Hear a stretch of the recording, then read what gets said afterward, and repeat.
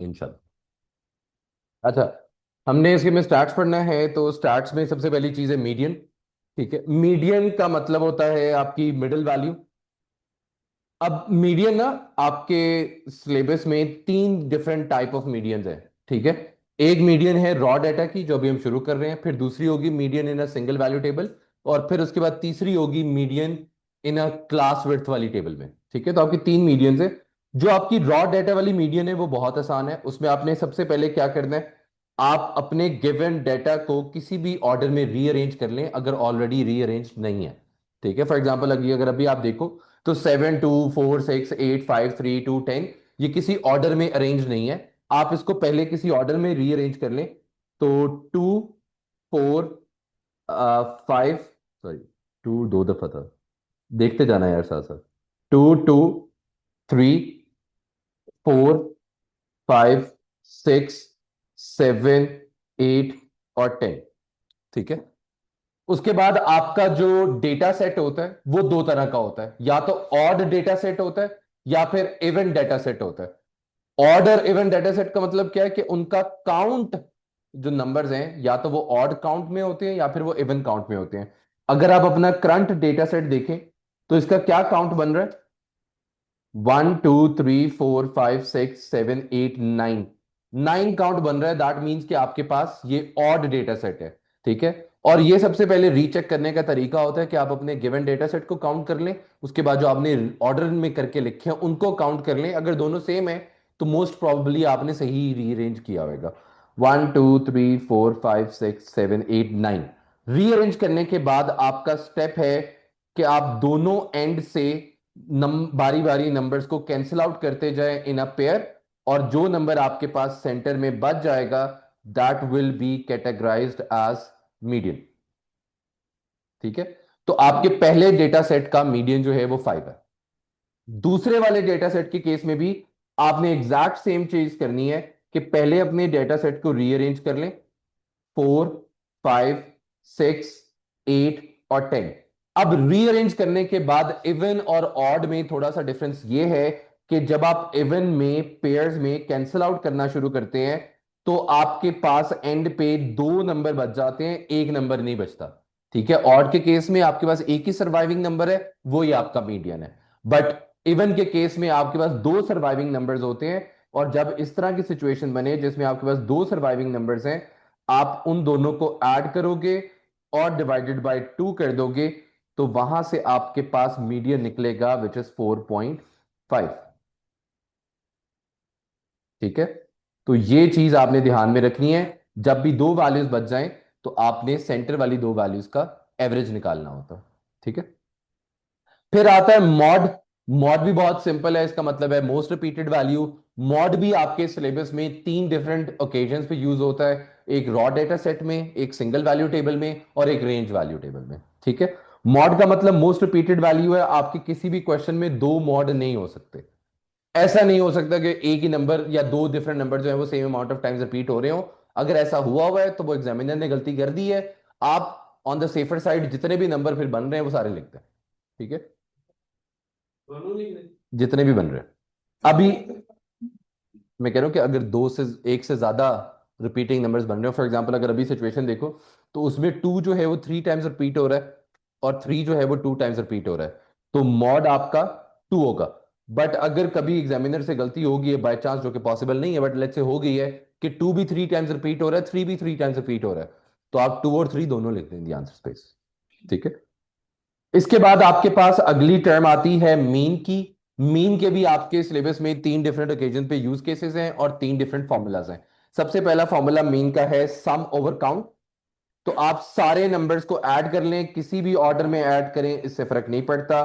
तो 7 + 2 + 4 + 6, कैलकुलेटर वाले कैलकुलेटर निकाल लें ताकि जल्दी से कर सकें और हमें सोचना ना पड़े। डिवाइडेड बाय, आपके पास काउंट कितना बन रहा है नंबर्स का? 1 2 3 4 5 6 7 8 9। 9 क्या आता है डिवाइड करने के बाद? 38। ऐड करने के बाद, डिवाइड करने के बाद? ऐड करने। 9 काउंट है, काउंट करो नंबर्स। 38/9, आई थिंक ये सिंप्लीफाई नहीं हो सकता ना। 47, 47/9, तो ये सिंप्लीफाई नहीं हो सकता। अगर पेपर 1 हुआ तो ये आपका फाइनल आंसर है।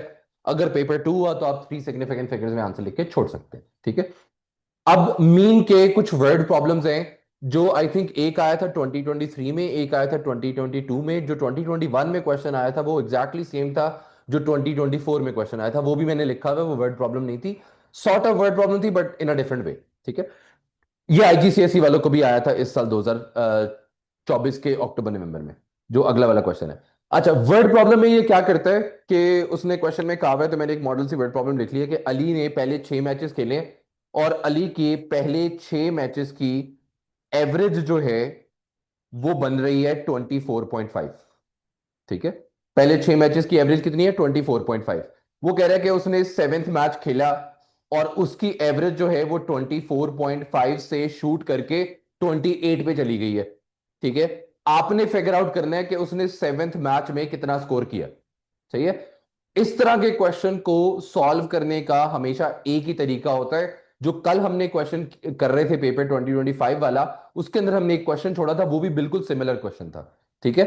अब इस क्वेश्चन को सॉल्व करने का तरीका क्या होता है कि आप फर्स्ट रो में जो इंफॉर्मेशन आपको दी हुई है उसको मीन के फॉर्मूला में सब्स्टिट्यूट करें।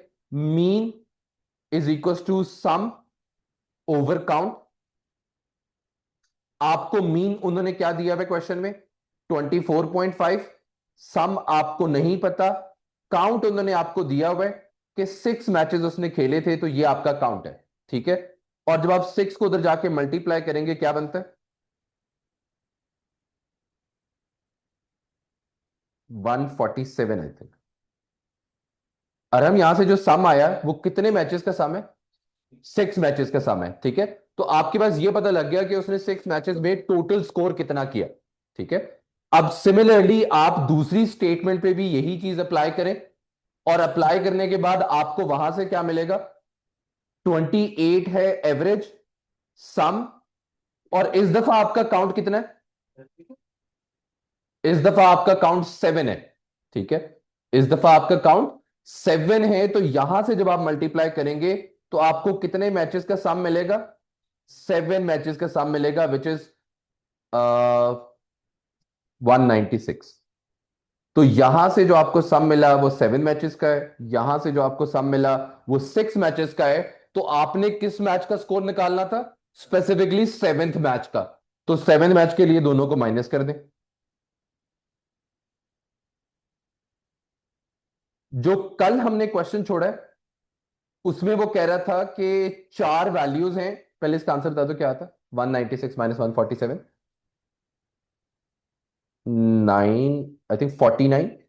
ओहो, 50 नहीं हुई। अच्छा, जो कल हमने क्वेश्चन छोड़ा था उसके अंदर उसने ना 2 डेटा सेट दिए हुए थे। उसने कहा जी मैंने 5 चीजें खरीदी हैं, उसकी एवरेज 100 ग्राम है। मैंने 6 चीजें खरीदी हैं, उनकी एवरेज 50 ग्राम है। आप बताएं टोटल एवरेज कितनी है? तो आपने उस केस में भी सेम क्वेश्चन सॉल्व करना है। आपके पास एंड पे जो 2 वैल्यूज आएंगी उन दोनों को ऐड करके डिवाइडेड बाय टोटल कर देना, ठीक है। सिर्फ ये डिफरेंस है उस क्वेश्चन में और इस क्वेश्चन में, तो वो कल दोबारा जब करेंगे तो देख लेंगे। अच्छा, ये आपका 2024 का क्वेश्चन।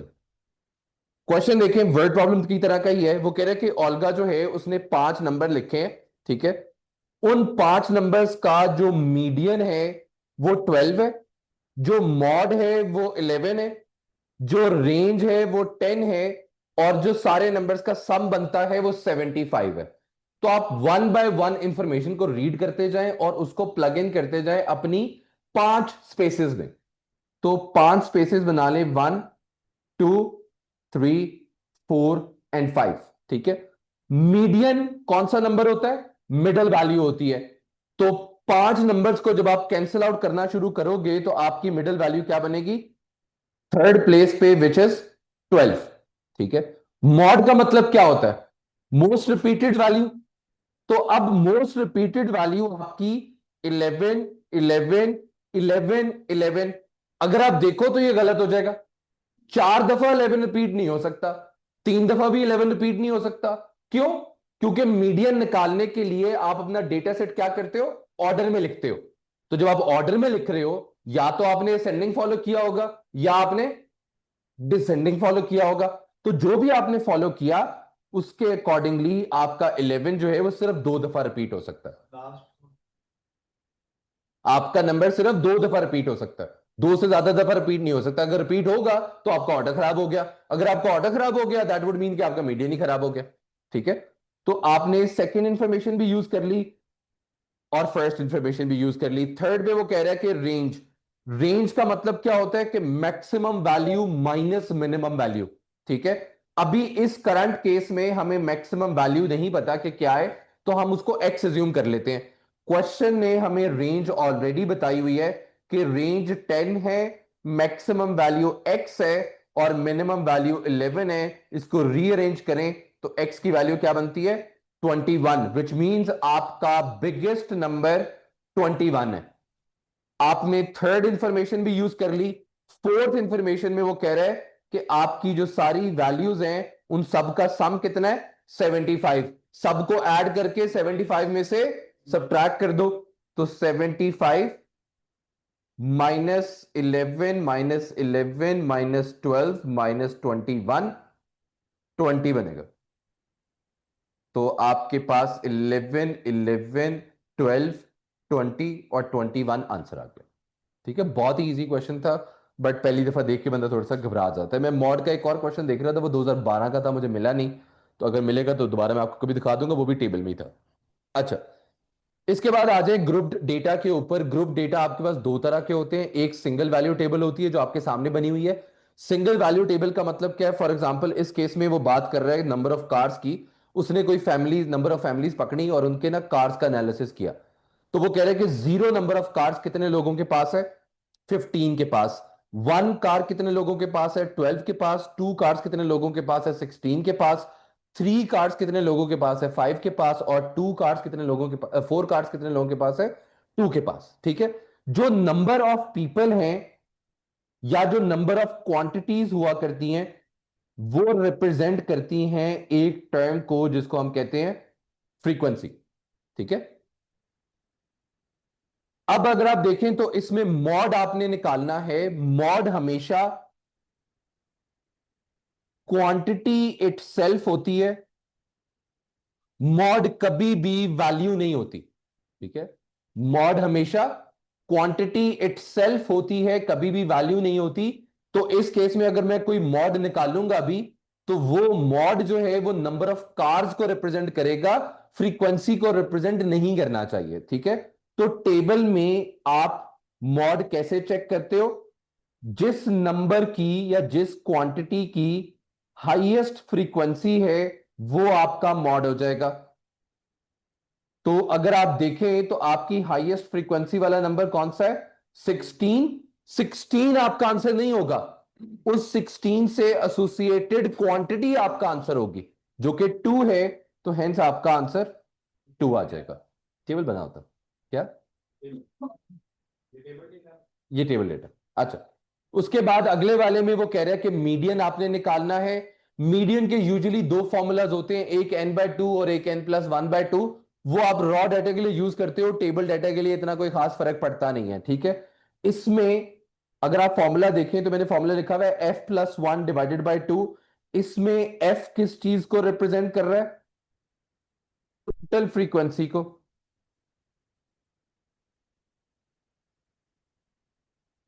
तो आप क्या करें कि टोटल फ्रीक्वेंसी जो है अपनी वो कैलकुलेट कर लें। टोटल फ्रीक्वेंसी कैसे निकलेगी, 15 +12, कैलकुलेटर वाले कैलकुलेटर निकाल लें दोबारा से, +5 +2 कितनी बनती है 34। अच्छा, आपकी फ्रीक्वेंसी होगी टोटल 34, इस फॉर्मूला के अंदर डाल दें। 34 + 1 / 2, यहां से क्या आएगा 35 / 2 विच इज 17.5। अब यहां से आपको कभी भी आंसर नहीं मिलता, आपको यहां से जो वैल्यू मिलती है वो पोजीशन की वैल्यू होती है। ठीक है, अब 17.5 पोजीशन तो कोई एग्जिस्ट नहीं करती। अंदर बंदा जो है वो 200 किलो का और अगली आधी सीट भी उसने ले ली, वो अलग बात है। बहुत ही को मैंने बॉडी शेमिंग कर दी, बट डेसिमल वैल्यू आपकी एग्जिस्ट नहीं कर सकती पोजीशन में। तो डेसिमल का मतलब क्या है कि आप एक पीछे वाली और एक आगे वाली पोजीशन जो है वो वाली दोनों वैल्यूज कंसिडर कर लें। तो टेबल में वापस जाएं और टेबल में वापस जाके देखें कि 17th पोजीशन पे कौन सी वैल्यू है और 18th पोजीशन पर कौन सी वैल्यू है। तो पहली 15 पोजीशंस पर जावियर कौन सी वैल्यू है? 0। अगली 12 पोजीशंस पे कौन सी वैल्यू है? 1। हमें कौन सी पोजीशन चाहिए? 17 एंड 18। तो पहली 15 0 ने कवर कर ली, 27 तक 1 ने कवर कर ली, तो दैट मींस आपकी 17th पोजीशन पे भी 1 ही है और आपकी 18th पोजीशन पर भी 1 ही है। तो जब आपके पास दो नंबर आ गए तो आप क्या करोगे? दोनों को ऐड करोगे और डिवाइडेड बाय 2 कर दोगे, which in this particular case same ही रहेगा क्योंकि नंबर आपका सेम था। हेंस आपका मीडियन 1 है। सर आप इसके बाद एक और समझा देंगे, मुझे इस तरह समझ नहीं आई।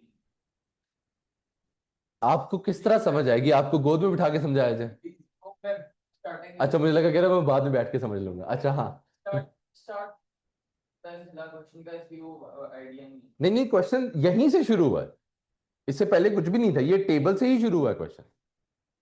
वो टेबल उन्होंने बनाया हुआ था और नीचे उन्होंने मॉड पूछा फिर मीडियन पूछा। टेबल गिवन होगा। टेबल गिवन है, table given.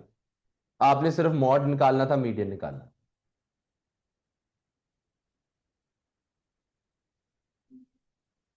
Median centre value होती है, ये मीडियन का फॉर्मूला बिल्कुल।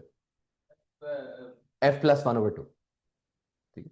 अच्छा, इसके बाद मीन आपने निकालना है। मीन निकालने के लिए आपका फॉर्मूला है sigma fx over sigma f। अब प्लीज ये चीज याद रखें कि ये फॉर्मूला जो है आपकी फॉर्मूला शीट में नहीं लिखा हुआ। तो अगर आप पेपर में नहीं लिखेंगे तो आपका एक नंबर कट जाएगा। फॉर्मूला ना लिखने का एक नंबर कट जाता है। ठीक है, तो ये वाला फॉर्मूला अगर आप नहीं लिखेंगे तो आपका एक नंबर कट जाएगा। दूसरी चीज, अब एफ एक्स का मतलब क्या है? Frequency multiply by x. दूसरा इसमें एक लेटर है सिग्मा के नाम से। सिग्मा का मतलब क्या होता है? कि सम ऑफ ऑल। ठीक है, तो अगर मैं इस पूरे को रीड करूं तो इसका मतलब यह है कि आप एफ और एक्स को मल्टीप्लाई करें, जो उनके आंसर्स आ रहे हैं उनको आपने ऐड करना है। नहीं बेटा, उसके घर की लैंडलाइन नंबर है। क्या लग रहा है क्या होगा? चलो वैसे चलो, फॉर्मूला नहीं है तो फिर क्या हो सकता है? तो वो भी क्या हो सकता है फॉर्मूला? अच्छा, तो आपने काफी बच्चे क्या करते हैं कि ना ऊपर जाकर डायग्राम के ऊपर टेबल बना लेते हैं और वहां पर एफ और एक्स की वैल्यूज फाइंड करना शुरू कर देते हैं। प्लीज आप अपने क्वेश्चन पर जितनी भी वर्किंग करते हो वो काउंट नहीं होती। आपकी वर्किंग सिर्फ वही काउंट होगी जो आप अपनी आंसर स्पेस में करोगे। तो अगर आप रैंडमली एफ और एक्स की डायरेक्ट वैल्यूज ऊपर से नीचे उतार लेंगे, एग्जामिनर के पास कोई क्लू नहीं है कि वो वैल्यूज कहां से आई। ठीक है, तो आपका एक मार्क कटने के वहां पर चांसेस है, तो प्लीज ये मत करिएगा। आपने अब क्या करना है, एफ और एक्स की जो वैल्यूज हैं इनको मल्टीप्लाई करते जाएं और नीचे लिखते जाएं।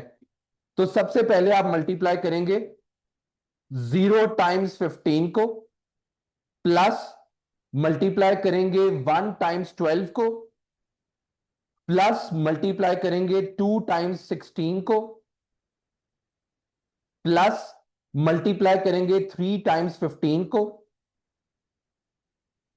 प्लस कैलकुलेटर वालों करते जाना साथ साथ, प्लस 4 टाइम्स 2।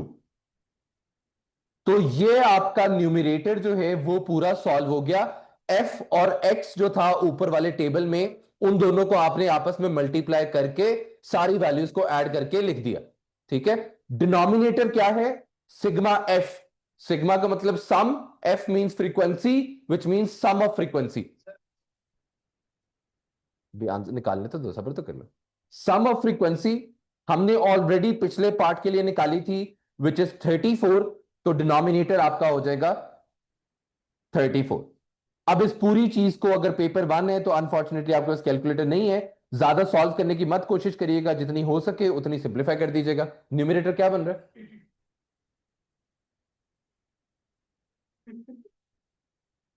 0 मल्टीप्लाई बाय 15 0 हो गया, 12, 12 plus 32 44, 44 plus 45 99, 99 plus 8 107, 107 divided by 34। ठीक है, अब 107 डिवाइडेड बाय 34 पेपर वन में अगर हुआ, सिंप्लीफाई हो सकता हुआ तो कर दीजिएगा, नहीं हो सकता हुआ तो ऐसे ही छोड़ दीजिएगा, डेसिमल में कन्वर्ट करने की जरूरत आपको नहीं है। ठीक है, क्या हुआ बताओ, जल्दी बोलो ना, क्या मसला है। अच्छा, रेंज आपके पास क्या होती थी, maximum value minus minimum value. अब ये भी मैं कल एक पेपर चेक कर रहा था बच्चे का, उसने रेंज निकालने के लिए मैक्सिमम माइनस मिनिमम किया, और उसने मैक्सिमम केस में वैल्यूज कौन सी यूज कर ली, फ्रीक्वेंसी की। आपने हर चीज में क्वांटिटी की वैल्यू यूज करनी है, तो आपके पास मैक्सिमम नंबर ऑफ क्वांटिटी कितनी है, 4 cards. Minimum number of quantities कितनी है, 0 कार्ड्स।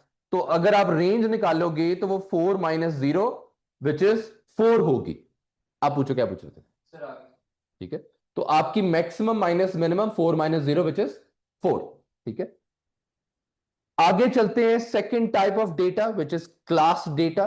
ठीक है, इसको क्लास क्यों कहते हैं, लेट्स से आपके पास 100 बच्चे हैं, अब 100 बच्चों का टेबल बनाना, सिंगल वैल्यू टेबल मुश्किल हो जाएगा। आपके पास 100 बच्चे हैं और 50 नंबर का आपने टेस्ट ले लिया, तो पहले आप 0 के लिए भी बनाओगे, 1 के लिए भी बनाओगे, 2 के लिए, 3 के लिए, 4 के लिए, तो आपके पास 50 वैल्यूज हो जाएंगी टेबल में। ठीक है, जो कि बहुत बड़ा है। उसकी बजाय आप क्या करते हो, आप कहते हो यार मैं 0 से 50 तक नहीं बनाता, ऑन दी अदर हैंड मैं ये करता हूं कि मैं ग्रुप्स बना लेता हूं, पहले 10 नंबर का ग्रुप, फिर 10 नंबर का ग्रुप, फिर 10 नंबर का ग्रुप, फिर 10 नंबर का ग्रुप। ठीक है, आपने नहीं बनाना, एग्जामिनर आपको बना के देगा। इसको हम कहते हैं क्लास डेटा। और ये जो आप एक इनक्वालिटी की फॉर्मेट देखते हो, इसे हम कहते हैं क्लास। तो मेरे पास इस क्वेश्चन में जो टॉप रो बनी हुई है, इन्हें हम क्लासेस कहते हैं। ठीक है, तो टॉप रो में आपके पास क्लासेस हैं, बॉटम रो में आपके पास उन क्लासेस की फ्रीक्वेंसीज हैं। फ्रीक्वेंसीज हमेशा किस चीज को रिप्रेजेंट करती हैं, जो भी आपके एसेट्स होते हैं उनको रिप्रेजेंट करती हैं। तो फॉर एग्जांपल, अगर आपकी टॉप रो मार्क्स को रिप्रेजेंट कर रही है, तो बॉटम रो उन बच्चों को रिप्रेजेंट कर रही है जिन्होंने वो मार्क्स लिए हैं। ठीक है, तो इसका ड्रॉबैक क्या है, आप एग्जैक्ट वैल्यू कभी भी नहीं निकाल सकते। फॉर एग्जाम्पल, अगर मैं जावेर से पूछूं भाई कितने बच्चे जिन्होंने 15 मार्क्स लिए, जावेर नहीं बता सकता। ठीक है, क्योंकि 24 बच्चे हैं जिन्होंने 0 से 30 तक नंबर लिए, हो सकते हैं वो 24 बच्चों ने 29 मार्क्स लिए हो सकता है वो 24 बच्चों ने 0 नंबर लिए हो सकता है वो 24 बच्चों ने 10 नंबर लिए हो, हमारे पास कोई प्रूफ एग्जिस्ट नहीं करता। ठीक है, तो एग्जामिनर कभी एग्जैक्ट वैल्यू आपसे पूछेगा भी नहीं। सही है, तो सबसे पहली चीज, अब मॉड का नाम चेंज हो जाएगा इनटू अ मॉडल क्लास। ठीक है, और इसका मतलब क्या होगा, दोबारा वही वाला कि class with the highest frequency in the table. तो हाईएस्ट फ्रीक्वेंसी आपकी किस क्लास की है, 88 वाले की। तो आपने अपने आंसर स्पेस में एज इट इज वैल्यू लिखनी है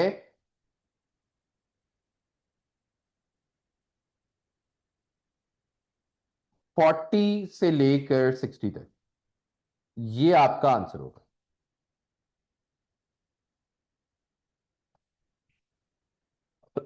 अच्छा, बी पार्ट आ गया कि आपने मीडियन निकालना है। जावेर क्या हुआ, अच्छा, मीडियन आपने निकालना है। अगर मीडियन मेरा गलत निकले तो मुझे प्लीज माफ कर दीजिएगा, मैंने क्वेश्चन खुद से बनाया। अदरवाइज आपके पेपर का जो मीडियन है वो कभी भी दो डिफरेंट क्लासेस में एग्जिस्ट नहीं कर सकता। ठीक है, ये आपके पार्ट ऑफ सिलेबस नहीं है। तो जब भी मीडियन निकलेगा वो एक ही क्लास में निकलेगा। ठीक है, अब आपने क्या करना है, टोटल फ्रीक्वेंसी देखें आपके पास कितनी है। अब इस तरह के क्वेश्चंस में टोटल फ्रीक्वेंसी फाइंड करने के दो तरीके होते हैं।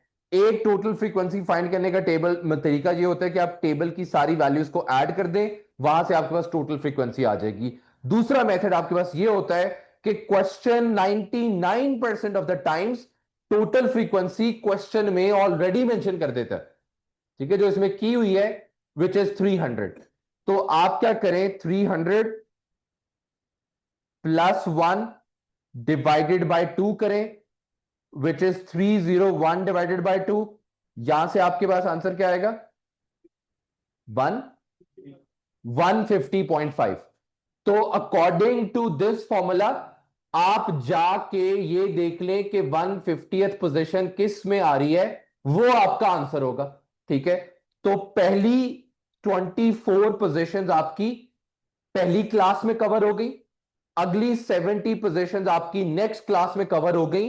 तो इस पॉइंट तक टोटल कितनी पोजीशंस कवर हो चुकी हैं? 94। तो अगली अगली क्लास 88 पोजीशंस कवर कर रही है, विच वुड मीन कितनी पोजीशंस कवर हो गई?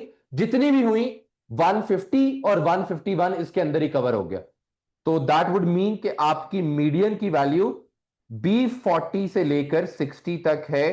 और ये बहुत ही रेयर है कि आपकी सेम वैल्यू आ जाए, तो इसको भी स्टैंडर्ड नहीं बना लेना कि जो भी मॉड की वैल्यू है वही मीडियन की वैल्यू होगी। उठ जाओ यहां से, उठ जाओ उठ जाओ, वो एंड पे चले जाओ। वो मुझे ज्यादा पसंद है इसलिए मैं उसको उठा नहीं सकता। अच्छा, सी पार्ट कह रहा है कि आपने रेंज निकालनी है। दोबारा प्लीज फ्रीक्वेंसी को सब्ट्रैक्ट करने वाली गलती मत करिएगा। आपने biggest value minus smallest value करनी है। इस केस में आपकी बिगेस्ट वैल्यू 100 है, स्मॉलेस्ट वैल्यू आपकी 0 है। तो आप 100 माइनस 0 करेंगे, which will turn out to be 0। ठीक है, which will turn out to be 100, sorry. तो आपकी ये रेंज आ जाएगी। डी कहां पर है 0 0? अब्बू से कहें, अब्बू गाड़ी के पैसे ना आप बचा के ना किसी स्टॉक मार्केट में इन्वेस्ट कर दें। ठीक है, मेरा तो कुछ नहीं होने वाला। अच्छा, डी पार्ट कह रहा है कि आपने मीन निकालना है। अब हम ये थर्ड और लास्ट मीन पर हैं। आज जो हम मीन का क्वेश्चन देख रहे हैं, ये आपके हर पेपर में, ये जो आपने ऊपर टेबल देखा हुआ है, ये 4 मार्क का क्वेश्चन था मीन का। मीन का 2022 में, 2023 में 6-6 मार्क का क्वेश्चन आया है। मीन निकालना, साइमल्टेनियसली सॉल्व करना, और उसके बाद एक और पार्ट भी आता है। इस टोटल क्वेश्चन के 8 नंबर बन रहे हैं, जो पूरे का पूरा मीन पे डिपेंडेंट है। ठीक है, वो हम पास पेपर करते वक्त 2022 और 2021 का पास पेपर जब करेंगे तो वो वहां पर आ जाएगा। ठीक है, आज जो हम देख रहे हैं वो बेसिक मीन का फॉर्मूला का यूज केस देख रहे हैं, which is sigma F x divided by sigma F. अब पिछले वाले सिंगल वैल्यू टेबल में एक्स की वैल्यू ऑलरेडी आपको गिवन होती थी क्वेश्चन में, बट इस दफा जो एक्स की वैल्यू है आपके पास, अब यहां पर सिंगल वैल्यू टेबल नहीं है, आपके पास पूरी के पूरी क्लासेस दी हुई हैं। तो एक्स की वैल्यू आप रैंडमली अपनी मर्जी से यूज नहीं कर सकते कि 0 और 30 में से आपके, चले मैं 0 यूज कर लेता हूं, अगले में से मैं कुछ और यूज कर लेता हूं। ऐसा पॉसिबल नहीं है। अब इस फॉर्मूले में एक चेंज ही आएगी कि now X will be categorised as the mid point. तो आपको सारी क्लासेस का मिडल पॉइंट पहले निकालना है। मिडल पॉइंट निकालना इज एक्स्ट्रा वर्किंग, तो उसके लिए एग्जामिनर आपको जज नहीं करेगा कि वो आप अपने टेबल पे करें या वो आप नीचे आके करें, उसका एग्जामिनर से कोई ताल्लुक नहीं है। बट दोबारा भी अगर इस क्वेश्चन में भी फॉर्मूला नहीं लिखेंगे तो 1 नंबर कट जाएगा। 4 मार्क का क्वेश्चन है, 1 नंबर फॉर्मूला निकालने का, दूसरा नंबर मिड पॉइंट निकालने का, तीसरा नंबर मिड पॉइंट और फ्रीक्वेंसी को मल्टीप्लाई करने का, चौथा नंबर फाइनल वैल्यू निकालने का। ठीक है, तो मिड पॉइंट्स हम ऊपर निकाल लेते हैं। मिड पॉइंट्स क्या बनते हैं? 0 और 30। अगर किसी को मिड पॉइंट नहीं निकालने आते, इसका फोन पकड़ो, मूसा का फोन दे दो अपना। सर मैं जितना कह रहा हूं सिर्फ उतना करो, दोबारा नहीं रिपीट करूंगा। फोन दे दो अपना, मूसा को दे दो। मूसा फोन डालो इसका, फोन आगे इसका जावियार को दे दो। नहीं सर, नहीं नहीं, किसी वैसे कह रहा हूँ। अच्छा, कौन पकड़े मेरा? 0 + 30, 5 मिनट चुप करके बैठो, पकड़ लूंगा, वापस कर दूंगा। अच्छा, सर ये आपने मेरे 30 और 40 की एवरेज 35, 40 और 60 की एवरेज 50, 60 और 70 की एवरेज 65, 70 और 100 की एवरेज 85। ठीक है, तो अब आपके सारी क्लासेस के मिड पॉइंट्स जो हैं वो आपने निकालनी है। अब आप अपने नीचे वर्किंग स्पेस में जाएं और जाके इनके प्रोडक्ट्स को ऐड करना शुरू कर दें। ठीक है, तो पहला प्रोडक्ट होगा, कैलकुलेटर वालों कैलकुलेटर निकाल लेना। पहला प्रोडक्ट 15 टाइम्स 24 प्लस आपका अगला प्रोडक्ट 35 टाइम्स 70। अगर किसी को यह लग रहा है कि सर पेपर में हम टेबल पिछले पेज पे होगा, अगले पेज पे वो करेंगे, तो कोई भी मीन का क्वेश्चन आज तक ऐसा नहीं आया हुआ कि टेबल पीछे और वर्किंग आगे रिक्वायर्ड हो। सेम पेज पर होता है, आपने ऊपर से देख के नीचे लिखना बहुत आसान होता है, मेरी तरह नहीं होगा कि आप ऊपर जा रहे हैं फिर नीचे आ रहे हैं, ऊपर जा रहे हैं नीचे आ रहे हैं, ऐसा नहीं होगा। तो 50 multiply by 88 plus 65 multiply by 76 plus 85 multiply by 42। एक दफा चेक कर लें आपके पास कितनी क्लासेस थी, 1 2 3 4 5। आपने नीचे प्रोडक्ट कितने लिखे हैं, 5। तो मोस्ट लाइकली ठीक होगा। अब देखिए डिनोमिनेटर में ना, एक्चुअल में तो बनता है कि आपने टोटल फ्रीक्वेंसी लिखनी है। तो मैं आपको यही बता रहा हूं कि टोटल फ्रीक्वेंसी आपको खुद से कैलकुलेट करने की जरूरत नहीं है। 99% ऑफ द टाइम्स आपके क्वेश्चन में ऑलरेडी लिखी होती है, यहां पर भी लिखी हुई है एज 300। तो आप डिनोमिनेटर में 300 लिखते हैं।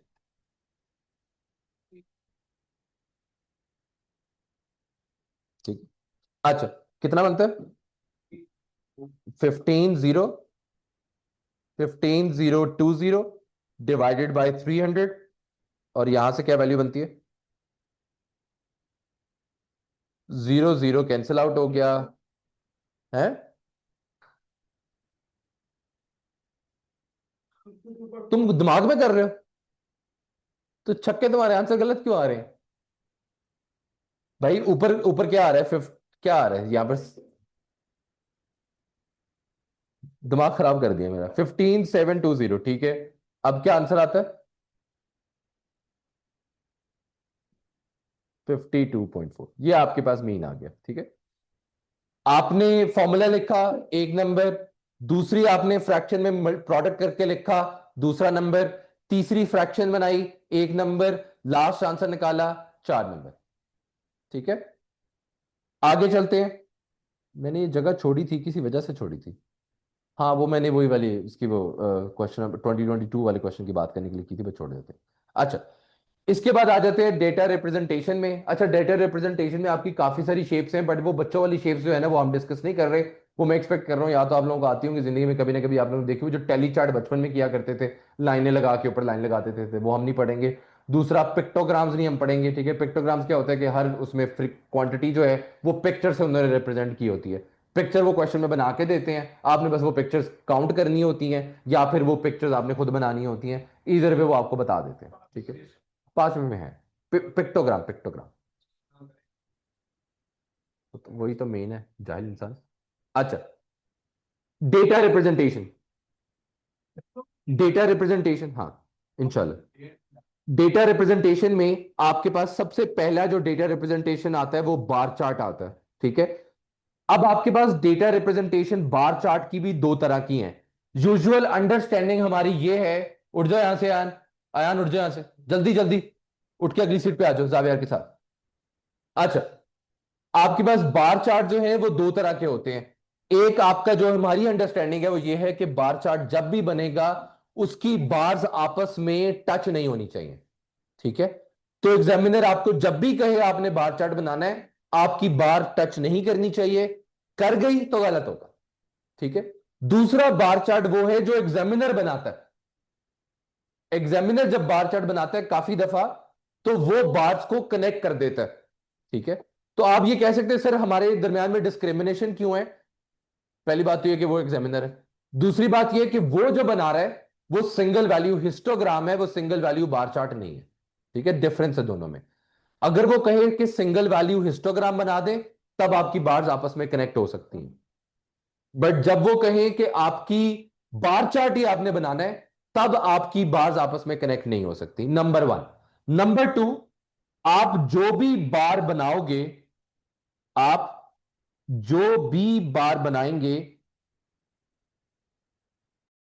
आपको मेक श्योर करना है कि आपकी एक्स एक्सिस की जो मार्किंग है वो आपकी बार के साथ सेंटरली अलाइंड होनी चाहिए। अगर सेंटरली अलाइंड ना हुई तो आपका क्वेश्चन गलत हो जाएगा। फॉर एग्जाम्पल, आपने लेट्स से ये मार्किंग की और आपने कहा चले यार हम ना एक तरफ बना देते हैं बार, ये गलत है। ये वाली बार आपकी गलत है। और अगर आप लेफ्ट साइड पे बना देते तब भी गलत है। सेंटर में अलाइन होनी चाहिए। थर्ड चीज, आपकी जितनी बार्स बनेंगी उन सारी बार्स में जो गैप है वो एग्जैक्ट सेम अमाउंट का होना चाहिए। ठीक है, ज्यादा कम गैप नहीं हो सकता। क्यों? पेपर में ग्रिड दी होती है, तो आप डब्बे छोड़ के बार्स बना सकते। सही है। तो सबसे पहली बार जीरो पे बनेगी और उसकी हाइट जो है वो 15 तक जाएगी। ठीक है, तो जीरो पे बार बनाते हैं और उसकी हाइट 15 तक ले जाते हैं। ये आपकी बार नंबर 1 हो गई। आपकी बार नंबर 2 की हाइट जो है वो 12 तक जाएगी,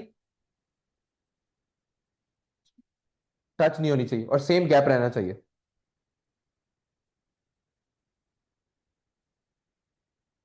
काफी दफा ये होता है कि ना वो दो तीन खुद बना के दे देता है, आपने सिर्फ एक आधी बनानी होती है, इतना वो लंबा नहीं ख्वारी करवाता।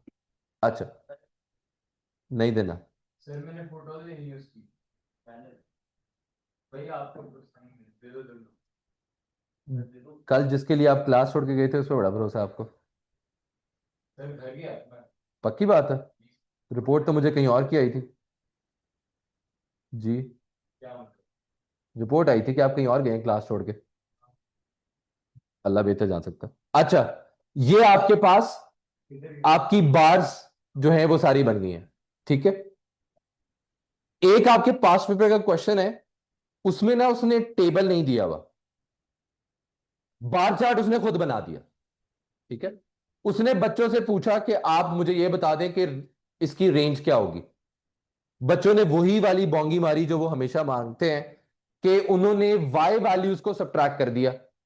एक्स वैल्यूज आपकी क्वांटिटीज को रिप्रेजेंट कर रही हैं। ये देखिए मैंने लिखा हुआ है स्पेसिफिकली कि आपकी जो क्वांटिटीज हैं उनको एक्स एक्सिस पे लिखा हुआ है, वाई एक्सिस पे नहीं लिखा हुआ। तो आप उनको सब्ट्रैक्ट नहीं कर सकते, आपने एक्स एक्सिस की वैल्यूज को सब्ट्रैक्ट करना है। ठीक है, रेंज निकालने के लिए। ठीक है, और एक सेकेंड रुकिएगा ऑनलाइन वालों, एक सेकेंड।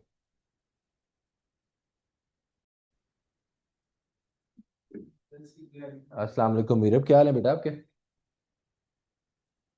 जी, वालेकुम अस्सलाम सर। फाइनली पहुंच गई आप? जी। अच्छा। अच्छा, तो जब बार चार्ट का आपका टेबल ना बनाया हो ना, तो प्लीज ध्यान से देख लीजिएगा टेबल को, उसके अकॉर्डिंगली आपने क्वेश्चन सॉल्व करना है। बोंगी में मारने की जरूरत नहीं है, आसान क्वेश्चन होता है। बट अगेन पास्ट पेपर में क्वेश्चन वो दिखा दूंगा। अब आपके पास आते हैं आगे हिस्टोग्राम्स। बार चार्ट्स आपके खत्म हो गए, इससे ज्यादा बार चार्ट में कोई रॉकेट साइंस नहीं है। अब आते हैं हिस्टोग्राम्स। हिस्टोग्राम्स आपके पास दो टाइप के होते हैं, ये बहुत ही जरूरी है, प्लीज सुनिएगा। हर पेपर के अंदर हिस्टोग्राम का क्वेश्चन लाजमी है।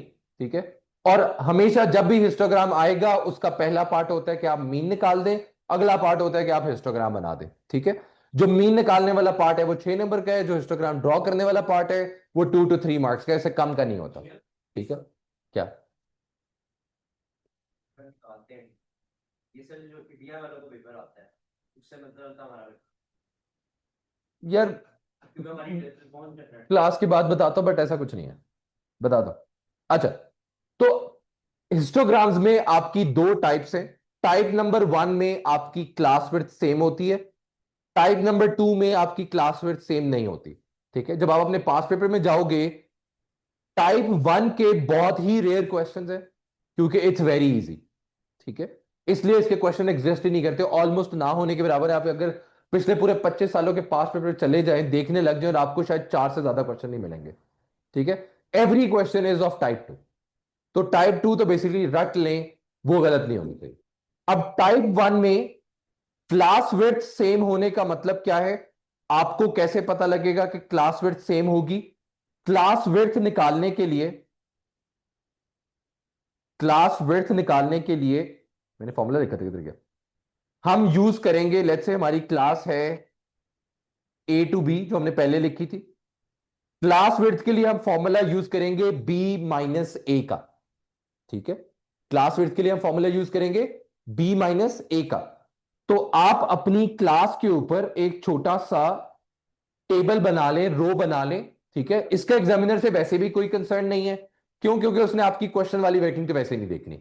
तो 80 - 60 इज 20, 100 - 80 20, ये भी 20, ये भी 20 और ये भी 20। तो आपकी सारी क्लास विड्थ की वैल्यूज 20 आ रही है। अगर एक वैल्यू भी डिफरेंट होती तो जो हम करने लगे हैं वो हम ना कर सकते। ठीक है, बट सिंस सारी वैल्यू सेम है तो इस केस में जो हिस्टोग्राम बनाना है वो किस तरह बनेगा, जो जो वैल्यूज लिखी हुई है वहां वहां डब्बे बना दो।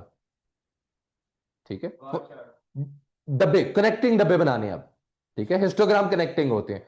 तो पहले वो कह रहे हैं 60 to 80 का डब्बा जिसकी हाइट 2 होगी। तो आप 60 to 80 का डब्बा बनाएं with the height of 2।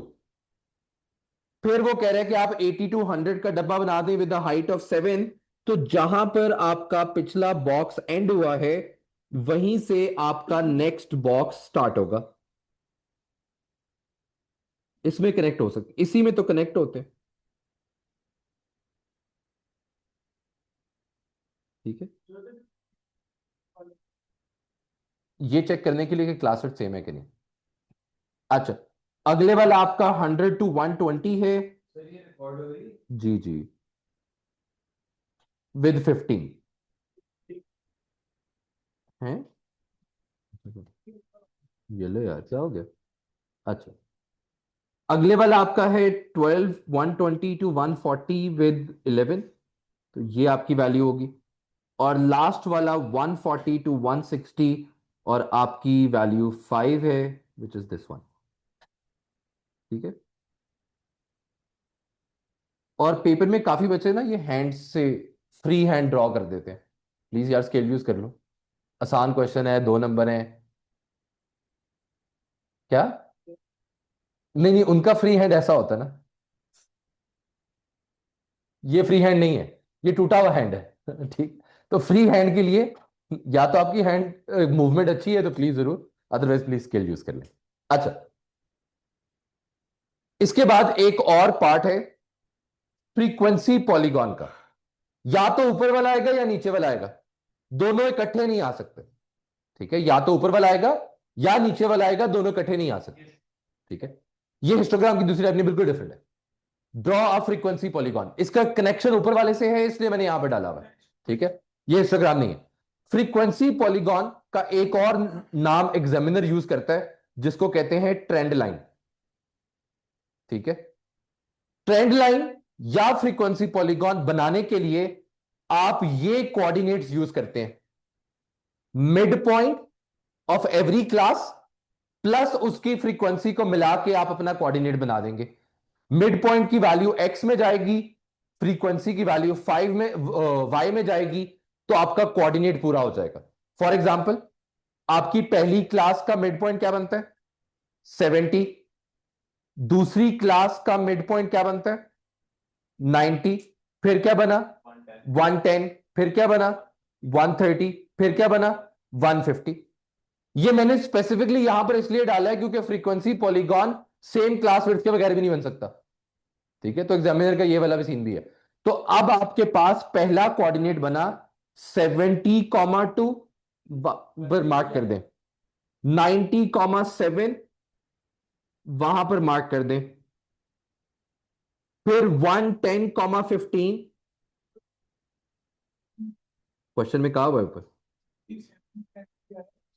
Mid point, दोनों को ऐड करके डिवाइड बाय 2 कर दिया ना।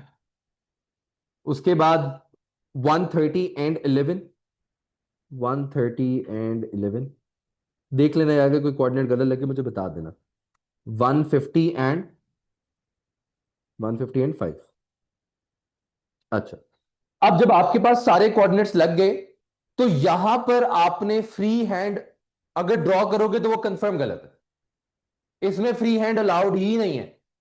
इसकी मार्केट स्कीम में एग्जैक्ट उन्होंने लिखा हुआ है straight lines correct to 4 to 5 heights must be seen by the examiner to get you 1 mark. ठीक है, अगर आपके पास टोटल 5 आपने लाइंस बनानी है तो उनमें से एटलीस्ट 4 ठीक होनी चाहिए, अदरवाइज आपको 1 नंबर भी नहीं मिलेगा। ठीक है, और ये 2 नंबर का था। तो आप पहली लाइन लगाओगे, इसको यहां पर कनेक्ट करोगे, फिर अगली वाली कनेक्ट करोगे, फिर अगली वाली कनेक्ट करोगे, और फिर अगली वाली कनेक्ट करोगे। ये आपकी फ्रीक्वेंसी पॉलीगॉन बन गई। अगर माशाल्लाह किसी साइंसदान के दिमाग में ये है कि सर हम जीरो से स्टार्ट कर सकते हैं, भाई जीरो से क्यों आपने स्टार्ट करनी, मैंने कहीं कहा है कि आपने नहीं कनेक्ट करना ना, क्यों? तुमने कभी देखा ये क्या कंपनी वाले बेस लाइन आपस में कनेक्ट करते फिरते हैं? नहीं, ये अभी भी पॉलीगॉन ही है, आप टेंशन ना लें, बगैर कनेक्ट किए बगैर भी। ठीक है, देखा साइंसदान बैठे हमारे पास माशाल्लाह। तो आपके पास सिंपल कोऑर्डिनेट बनेगा मिड पॉइंट और फ्रीक्वेंसी की वैल्यू को यूज करके। ठीक है, वो कैसे? चलिए भी साइंस। सर मेरा काम है समझाना, मेरा पेपर देने जाना है मैंने। अच्छा, टाइप टू। टाइप टू कह रहा है कि आपके पास क्लास विड्थ जो है वो इस दफा डिफरेंट होगी। ठीक है, जब क्लास विड्थ आपके पास डिफरेंट होगी तो आपने क्या करना है वो देखते हैं, बट सबसे पहले आपको ये आइडेंटिफाई करना है कि आपकी क्लास विड्थ डिफरेंट है। आप वो कैसे आइडेंटिफाई करेंगे? हर क्लास की क्लास विड्थ निकाल लें। पहली क्लास की क्लास विड्थ 30 बनती है, अगले की 10 बनती है, then 20, then 10 again and then 30 again. जब सारों की क्लास विड्थ डिफरेंट है, एक की भी होती तो हम वही करते, बट यहां पर काफियों की डिफरेंट है, तो दैट वुड मीन कि जो हमने पहले हिस्टोग्राम बनाया था वैसा हिस्टोग्राम अब नहीं बन सकता। ठीक है, और इसकी एक और इंडिकेशन भी एग्जामिनर कभी कभार आपको क्वेश्चन में भी दे देता है, बट इससे बेहतर है कि आप एग्जामिनर की इंडिकेशन पे ना डिपेंडेंट रहें, अपनी वैल्यूज खुद फाइंड करके देख लें। ठीक है, अब जब आपकी क्लास विड्थ डिफरेंट आपको आइडेंटिफाई हो गई, उसके बाद आपने एक नई वैल्यू फाइंड करनी है, which is the value of frequency density.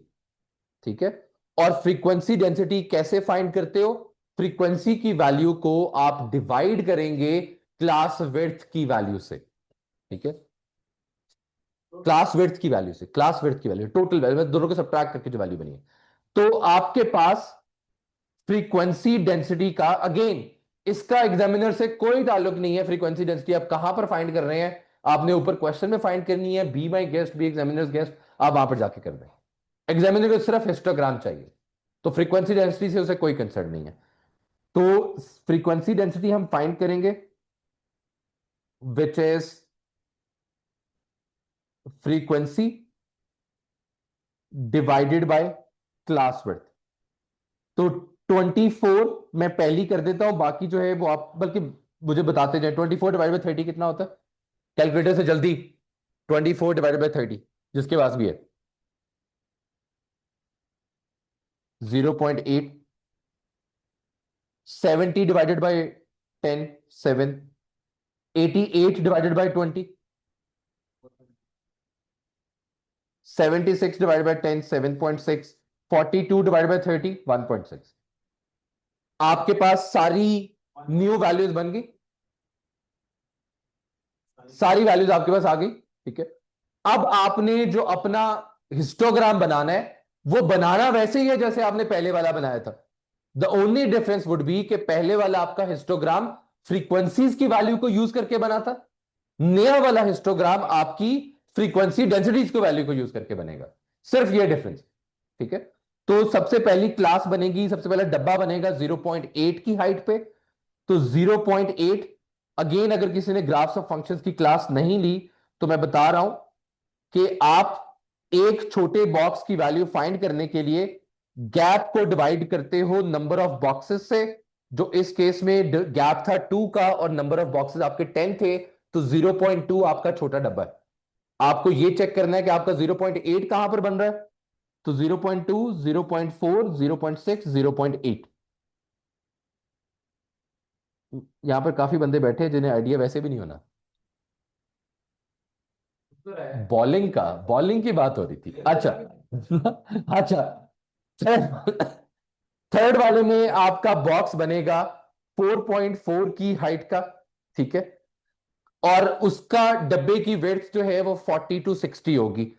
तो 40 टू 60 पे 4.4 की आपने बॉक्स बना देना है, तो ये आपके पास अगले वाला बॉक्स कंप्लीट हो गया। ठीक है, थर्ड जो सेकंड लास्ट बॉक्स है आपका वो 60 टू 70 बनेगा, 7.6 का। अब प्लीज अंधाधुंध डब्बे नहीं बनाते जाने, 60 टू 70 में 70 एक्स एक्सिस पे मेंशन नहीं है। ठीक है, तो प्लीज थोड़ी सी आंखें खोल के करिएगा जो भी आप कर रहे हैं। 7.6 यहां पर आपका बनता है, ये आपका बॉक्स कंप्लीट हो गया। नहीं, अच्छा, लास्ट वाला आपका बॉक्स जो है वो 70 to 100 है, all the way with the value of 1.4। तो 1.4 इस केस में आपकी ये वाली वैल्यू बनेगी। तो सर यही अंदाज होना डबल बनाने वाली बात। हाँ, बट 70 वगैरह का ध्यान रख लीजिएगा। अच्छा, ये ना एक प्रैक्टिस है जो मैं फॉलो करता हूं पर्सनली, आप लोग करना चाहें तो जरूर कर सकते हैं, उसकी मार्क्स पे कोई डिपेंडेंसी नहीं है, ठीक है। जो कभी कभार प्रिंटिंग में ग्रिड आती है, उस ग्रिड की जो ब्लैक लाइंस हैं वो काफी दफा मैच कर जाती हैं आपकी पेंसिल की लाइन की थिकनेस के साथ, और एग्जामिनर को आपके बॉक्सेस जो हैं वो नजर नहीं आते। तो मैं कभी कभार ये करता हूं कि मैं ऐसी थोड़ी सी सरसरी सी शेडिंग कर देता हूं, ताकि एग्जामिनर को ये आइडिया रहे कि भाई मैंने शेडिंग की थी। प्लस अगर आप एग्जामिनर को खुद भी देखें तो उसने भी जो बनाया हुआ है वो शेड किया हुआ है, ताकि किसी बच्चे को कोई कंफ्यूजन ना रहे। और आपने भी एग्जामिनर को फैसिलिटेट करना है कि भाई आपको कंफ्यूजन नहीं रहनी चाहिए, ये शेडिंग वाले हैं, आप जा सकते हैं। बल्कि रुक जाओ, अभी एक बड़ी इंपॉर्टेंट चीज आने वाली है। अच्छा, इसके बाद एक बहुत ही इंपॉर्टेंट क्वेश्चन, ये भी आपके पास पेपर में आई थिंक 4 से 5 दफा आपको मिलेगा, शायद इससे ज्यादा दफा ना मिले, ठीक है। हमने जब ग्रुप डेटा बनाया था क्लासेस वाला, हमने ये डिस्कशन की थी कि उसमें आप ये फिगर आउट नहीं कर सकते कि आपकी एग्जैक्ट वैल्यू क्या है, ठीक है। बट क्वेश्चन कह रहा है कि आप बताएं कितने बच्चे हैं जिन्होंने 65 से ज्यादा मार्क्स स्कोर किए। तो ठीक है यार, टेबल में जाके देख लेते हैं कितने बच्चे जिन्होंने 65 से ज्यादा स्कोर किए। तो अगर आप टेबल में जाएं, ये सारे बच्चे हैं जिन्होंने 65 से ज्यादा स्कोर किए, which is 42 amount of kids. उसके बाद आपके पास ये वाले बच्चे भी हैं। बट द प्रॉब्लम इज कि जो पीछे वाले बच्चे हैं वो 65 वाले नहीं है सारे, क्योंकि उनकी रेंज 60 से स्टार्ट हो रही है। तो ये आपने कैसे डिसाइड कर लिया कि 76 पूरे के पूरे वही बच्चे हैं जो 65 से ज्यादा मार्क्स वाले हैं? तो यहां पर आपको अपनी थोड़ी सी कंसेप्चुअल अंडरस्टैंडिंग चेंज करनी है। मैं आपको पूरा फॉर्मूला बताऊंगा कैसे करनी है, बट आपने उसी स्टेप को फॉलो करना है, उसके अलावा ये नहीं निकल सकती। काफी बच्चे काफी दफा ये बोंगी मारते हैं कि 76 को डिवाइडेड बाय 2 कर देते हैं, और जो वैल्यू आती है उसको divided by 2 is perfectly fine.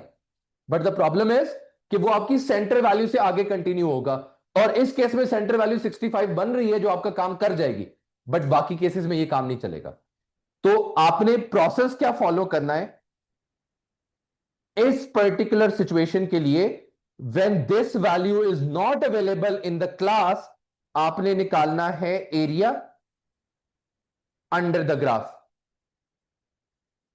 आपने क्या निकालना है? Area under the graph.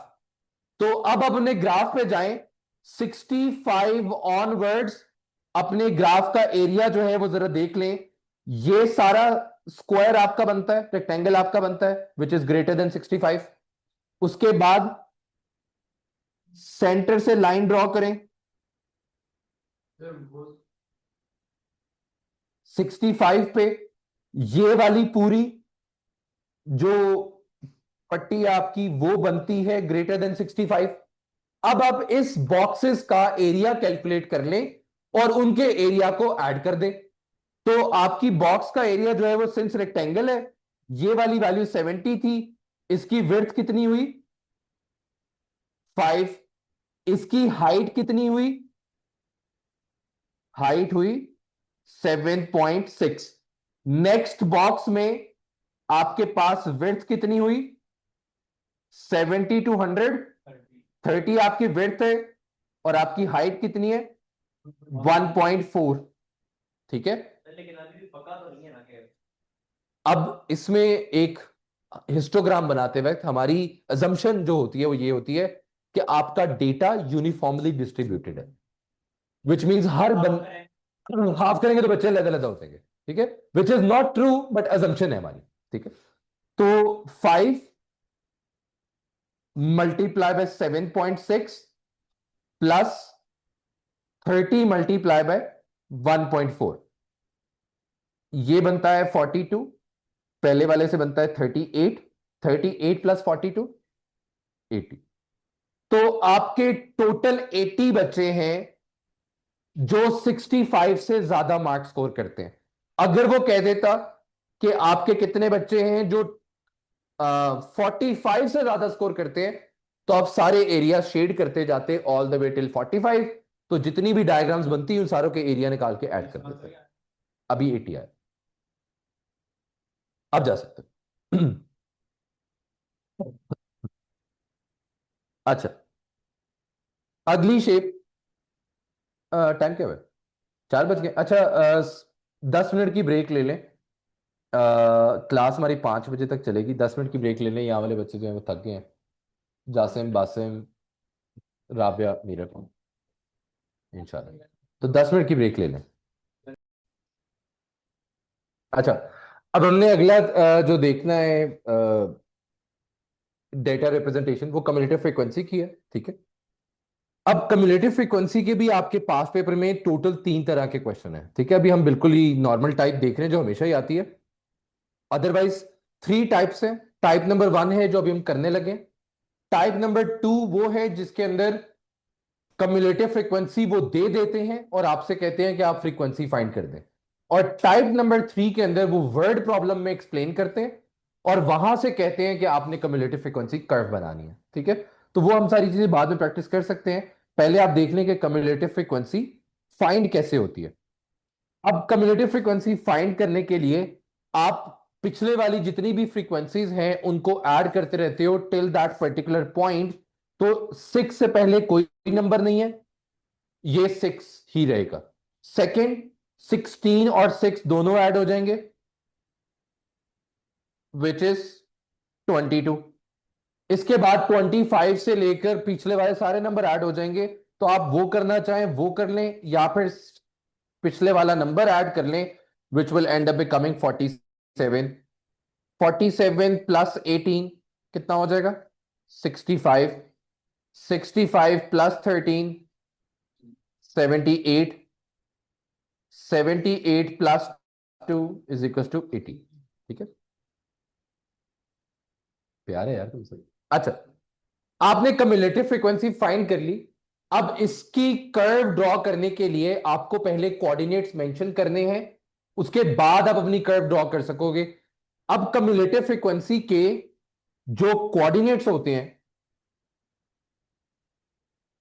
वो कैसे बनते हैं? आप जो कम्युलेटिव फ्रीक्वेंसी की वैल्यू है वो सारी वाई एक्सिस की वैल्यूज होती हैं। तो 6 आपका वाई की वैल्यू हो गया।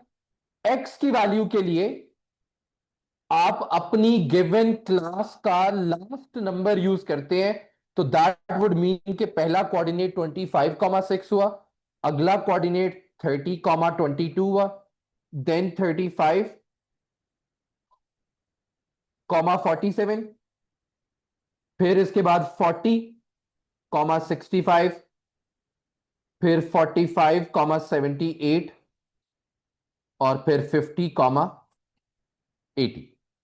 तो ये आपके पास सारे कोऑर्डिनेट्स बन जाएंगे और आप इन्हीं कोऑर्डिनेट्स को अपनी ग्रिड के ऊपर मार्क करेंगे और फिर आप अपनी एक कर्व ड्रॉ करेंगे फ्री हैंड से। स्केल यूज नहीं करना। ठीक है, स्केल यूज करने के लिए सिर्फ 2 ही डायग्राम्स है, which is one is histogram, the other one is frequency polygon. तो गलत है ना? है? अच्छा, पहला कोऑर्डिनेट आपका 25,6 है। 25,6 आपके पास यहां पर आ जाएगा। सेकंड आपके पास 30,22 है। 30,22 आपके पास यहां पर आ जाएगा। फिर आपके पास 35,47 है। 35,47 ये हो गया। उसके बाद आपके पास 40,65 है। 40,65 वो ये बनेगा। फिर आपके पास 45,78 है जो ये बनेगा।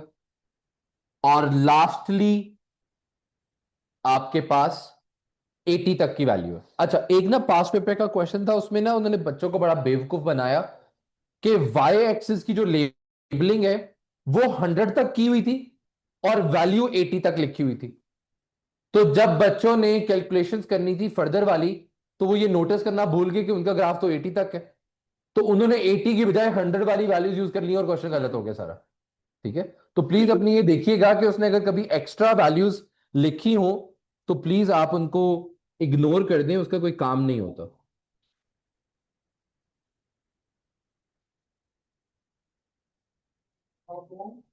क्या? जाओ जाओ।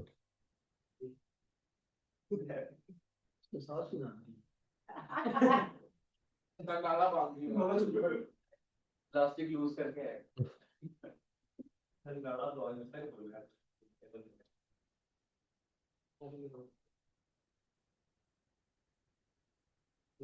अच्छा, ये मैंने थोड़ी सी ऐसे बना दी है, आप कोशिश करिएगा कि आप अच्छी वाली बना दें। ठीक है,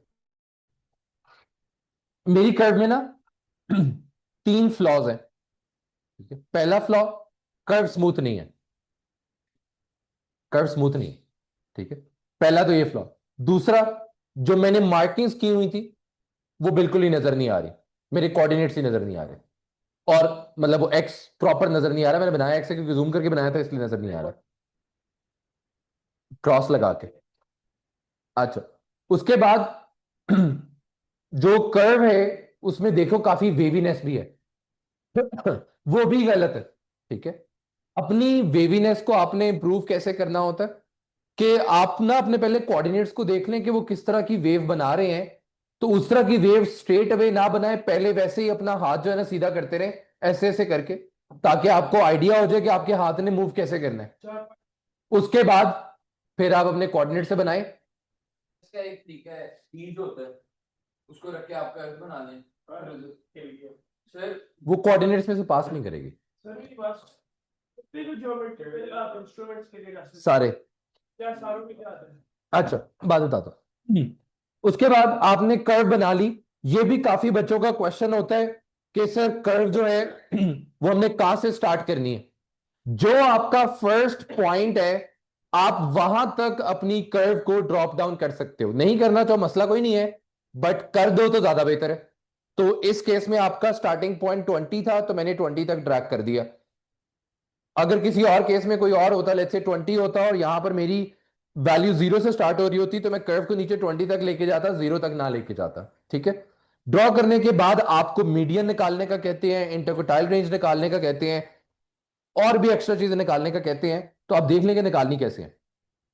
50% ऑफ कम्युलेटिव फ्रीक्वेंसी, आपकी कम्युलेटिव फ्रीक्वेंसी या फिर वाई एक्सिस की वैल्यू क्या बनी थी आपके इस केस में? 80 थी। तो 50% ऑफ 80 का मतलब क्या है? 40। अब 40 आपका फाइनल आंसर नहीं है। ठीक है, इन सारी वर्किंग के लिए प्लीज ध्यान रखा करें कि आपका फाइनल आंसर एक्स एक्सिस से निकलेगा, कहीं और से नहीं निकलेगा। ठीक है, तो जो 40 आपके पास वैल्यू आई है, आप उस 40 के अगेंस्ट चेक करें कि आपके पास एक्स एक्सिस पे क्या वैल्यू बनती है। वो आपका फाइनल आंसर होगा 31, 32, 33, 34। तो ये आपका मीडियन हो गया। ठीक है, 40 एक्स एक्सिस पे। तो आंसर मेरा 35। उसके बाद अपर क्वार्टाइल, अपर क्वार्टाइल का मतलब है 75% ऑफ द कम्युलेटिव फ्रीक्वेंसी। क्या हुआ? ये बता रहा हूं ना कि कौन कौन सी चीजें निकालनी होती हैं साथ।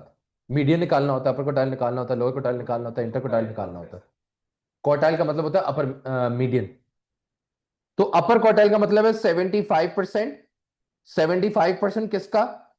टोटल कम्युलेटिव फ्रीक्वेंसी का जो 80 है, वो क्या बनता है? 60। अब दोबारा जाएं 60 पे, देखें कि आपका ग्राफ क्या वैल्यू जनरेट कर रहा है। 75 पे 25 का 50% का क्या बिल्कुल, बट एक्स एक्सिस पे, वाई एक्सिस पे नहीं। मार्जिन होता है, तीन तीन वैल्यूज का मार्जिन होता है, तीन वैल्यूज पे जो नीचे डिस्टेंस दिए हैं बिल्कुल दरम्यान में। मतलब फॉर एग्जांपल नीचे जो है वो 3 डब्बों का होगा। हाँ, 32 नहीं हो सकता। यस, तो ये बनता है 36, 37, 38, 38.5। तो 38.5 जो है ये आपके अपर क्वार्टाइल का आंसर है। सर आपने वाई एक्सेस लिखा वो इसके लिए y एक्सिस की वैल्यू लेनी है ना, विच इज 80। 80 y एक्सिस की वैल्यू है सब है। 80 y एक्सिस की वैल्यू। ये लास्ट है अच्छा, इसके बाद लोअर क्वार्टाइल विच इज 25%। तो 25% ऑफ 80 विच इज 20। अब 20 पे भी जाके देख ले कि आपके पास क्या बनता है। ये देखना है कि जहां तक हमने जो पॉइंट्स बनाए हैं या फिर मतलब कि जितनी वैल्यूज हैं सारी जितनी जो भी बन रहा है, ये देखो ना, जिस तरह मैंने भी ये देखा। आपको हाँ हाँ हाँ, नहीं नहीं, जहां तक ग्राफ जा रहा है, जहां तक ग्राफ जा रहा है, तो वो बनती है 29.5 इस केस में। तो आपका आंसर 29। अच्छा, बच्चे काफी दफा ये कहते हैं कि सर इसमें हम वर्किंग क्या करें, हमने तो ग्राफ से वैल्यू लेनी है। अगर आप अपनी मार्किंग स्कीम जाकर गलती से कोशिश करें पढ़ने की, तो मार्किंग स्कीम में इंस्ट्रक्शंस में लिखा हुआ है एग्जामिनर को कि अगर उसे ग्राफ के ऊपर ये लाइंस नहीं नजर आई तो बच्चे को मार्क नहीं देना। ठीक है, मतलब आपने ये वैल्यू जो देखी है ग्राफ से, किस तरह देखी है, लाइन लगा के देखी होगी ना। तो लाइन किधर है? अगर लाइन लगा के नहीं देखी तो एग्जामिनर ये ज्यूम करता है कि आपने साथ वाले से कॉपी की थी। ठीक है, तो लाइंस आपने लाजमी लगानी है। लाइंस लगाने के बाद आपके पास जो आंसर आया है, तो वो कभी कभार आपसे कह देता है कि आपने इंटर क्वार्टाइल रेंज निकालनी है। इंटर क्वार्टाइल रेंज का मतलब क्या होता है कि जो आपके पास अपर की वैल्यू आई थी विच इज 38.5 माइनस 29.5, उन दोनों को सब्ट्रैक्ट कर दें, जो क्या बनेगा, जो कि बनेगा 9। ठीक है, और अभी मैं आपको ऊपर लेके जाता हूं, तो ये देखें। अब सेकेंड पार्ट में जरा गौर करें, उसने इंटरकोटाइल डायरेक्ट मांग लिया, अपर और लोअर अलग अलग नहीं फाइंड करवाया। तो आपको पहले करना है, उसके बाद इंटरकोटाइल रेंज निकलेगी, डायरेक्ट नहीं निकल सकती। ठीक है, इसके बाद ई पार्ट देखे। ई पार्ट देखे, वो कह रहे हैं कि women who threw the javelin more than 43 meters for a regional competition, use your graph to estimate the number who qualified for this competition. अच्छा, इस केस में, इस तरह के क्वेश्चंस में, वो जितनी भी दफा वैल्यू मेंशन करता है ना, वो हमेशा एक्स एक्सिस की वैल्यू होती है। वैसे भी आप कॉमन सेंस से भी अगर पढ़ो, उसने लिखा हुआ है 43 मीटर्स। मीटर्स आपके एक्स एक्सिस पे लिखे हुए हैं, विच मींस कि उसने जो वैल्यू बताई है वो एक्स एक्सिस की है। ठीक है, सब है सब है। वो कह रहा है कि आपने मोर देन 43। मोर देन 43 का क्या मतलब, कितने मोर, कितने मोर आपको नहीं पता। ठीक है, तो आप क्या करें, पहले अपना 43 मार्क करें ग्राफ के ऊपर, जो यहां पर आएगा। 43 से लेकर all the way till and, आपने सारी वैल्यूज निकाल के उनको सबट्रैक्ट कर देना। ठीक है, जब वो कहे मोर देन, दैट मींस ऊपर तक आपने मैक्सिमम वैल्यू तक चले जाना है। अगर वो कहे लेस देन, तो आपने नीचे एंड वैल्यू तक आ जाना है। अब करना क्या है आपने, 43 के ऊपर चेक करें कि एक्स एक्सिस की क्या वैल्यू बनती है। 43 के ऊपर चेक करें एक्स एक्सिस पे क्या वैल्यू बनती है। वो बन रही है वाई एक्सिस पे 71, 72, 73, और all the way till the end क्या वैल्यू बन रही है, 80। तो आप 80 और 73 इन दोनों को सब्ट्रैक्ट कर दें, तो जो आपके पास फाइनल आएगा वो आपका आंसर है।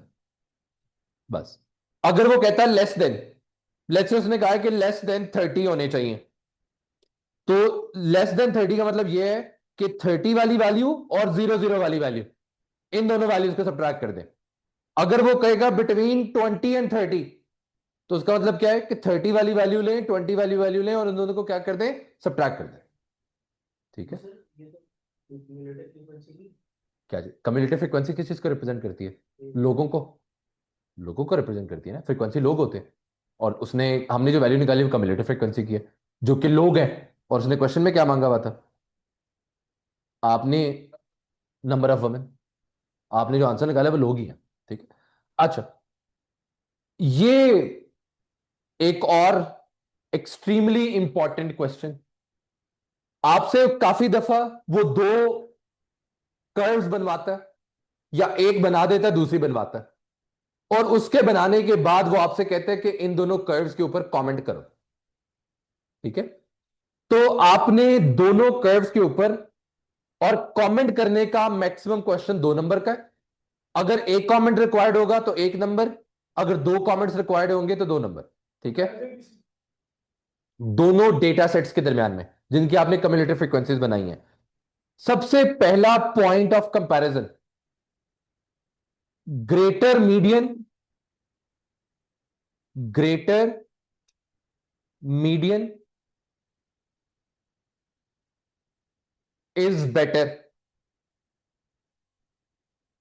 ठीक है, greater median is better. For example, आपके पास दो पेपर है, पेपर 1 एंड पेपर 2। आप चेक करना चाहते हैं यार उन दोनों पेपर में से आसान पेपर कौन सा था। ठीक है, वो पेपर आसान होगा जिसका मीडियन ज्यादा है। क्यों? मीडियन सेंटर वैल्यू होती है। तो अगर आपकी सेंटर वैल्यू 60 से ऊपर है तो दैट वुड मीन आपके आधे बच्चे 60 से ऊपर स्कोर कर गए। अगर आपकी मीडियन 40 है तो दैट वुड मीन कि आपके आधे बच्चे 40 से लेस स्कोर कर गए। ठीक है, तो higher median is always better. Second, आपका कमेंट बहुत ही आपने केयरफुली कमेंट करना है, और वो कमेंट इकट्ठे आ सकते हैं, और वो कमेंट होता है इंटर क्वार्टाइल रेंज का। IQR stands for inter quartile range. और ये यूजुअली कमेंट जो है वो फूड आइटम्स या नेचुरल आइटम्स के ऊपर डिपेंडेंट होता। ठीक है, इस केस में less IQR is better. Less IQR better क्यों है? फॉर एग्जाम्पल, आप वेजिटेबल्स की ग्रोथ की बात कर रहे हो। ठीक है, आपके IQR या इंटरकोटाइल रेंज का मतलब क्या होता है? आपने अपर मीडियन और लोअर मीडियन का डिफरेंस निकाला है। तो अगर तो आपकी इंटरकोटाइल रेंज की वैल्यू लेस है तो इसका मतलब यह है कि आपकी ग्रोथ जो है वेजिटेबल्स की वो काफी यूनिफॉर्म थी। बट अगर आपकी IQR की वैल्यू बड़ी है तो दैट मींस एक आपकी वेजिटेबल है 2 मीटर की, एक आपकी वेजिटेबल है इंटरकोटाइल रेंज। वो आप बाहर चले गए थे। तो अगर आपकी IQR छोटी होगी तो वो बेहतर है ग्रोथ के केस में। अगर आपकी IQR बड़ी होगी विच मींस वैल्यूज के दरमियान में काफी ज्यादा गैप है और वो अच्छा नहीं है। किसमें? सेम है, एग्जैक्ट सेम चीज है। ये देखो, परसेंटाइल बेसिकली जो टर्म हम यूज करते हैं ना वो यूज करते हैं जब काफी बच्चों ने एक साथ, मतलब ये हमारे केस में काफी बच्चे इन्वॉल्व हैं। ठीक है, इस केस में जब हम परसेंटेज निकालेंगे रिलेटिवली, मतलब मैं जावियर की परसेंट निकालता हूं एज कंपेयर टू अदर बच्चे, तो मैं उसको कहता हूं परसेंटाइल। ठीक है, अगर मैं जावियर की एब्सोल्यूट परसेंटेज निकालूंगा तो वो परसेंटेज है, वो परसेंटाइल नहीं है। ठीक है, जब भी वो कमेंट्स होंगी यही दो कमेंट्स है, इसके अलावा तीसरा, यही दो कमेंट्स आपने रटना है। यस, ठीक है। लेस IQR इज बेटर और IQR भी लोग यूज कर रहे आई ऑनलाइन मीरब है। अच्छा, बासिम भी था, वो चला गया। सॉरी, जासिम और है। परसेंटाइल आपने निकालनी है। अगर आपको वो परसेंटाइल निकालने का कहे तो आपने N% को CF से मल्टीप्लाई कर देना है। कोई भी परसेंटाइल वैल्यू वैसी बता दो। 25%। 25% आप ऊपर कर चुके हैं। 40%। 40%। हमारी कम्युलेटिव फ्रीक्वेंसी कितनी थी? 80। तो 40% और 80 का कितना होता है? 32। तो आप दोबारा वही करेंगे, 32 पे वैल्यू लोकेट करेंगे और देखेंगे कि आपके पास नीचे ग्रिड से, नहीं नहीं वो खुद बताएगा रैंडमली क्यों चूज करना है।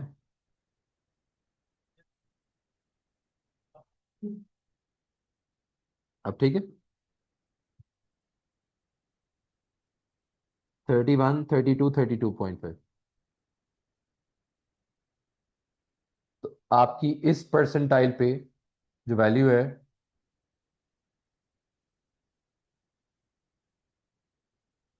ठीक है, कम्युलेटिव फ्रीक्वेंसी तुमने नहीं पढ़ा, इंपरेटिव पढ़ा है ये अच्छा इंटरकोट है अच्छा, लास्ट स्केटर खत्म हो जाएगा start. Scatter plot scatter plot आपके दो तरह के होते हैं। एक में आपके स्केटर प्लॉट में जो लाइन ऑफ बेस्ट फिट है वो ऊपर की तरफ जाती है, दूसरे केस में आपकी लाइन ऑफ बेस्ट फिट नीचे की तरफ जाती है। जब लाइन ऑफ बेस्ट फिट ऊपर की तरफ जा रही हो तो उसका कोरिलेशन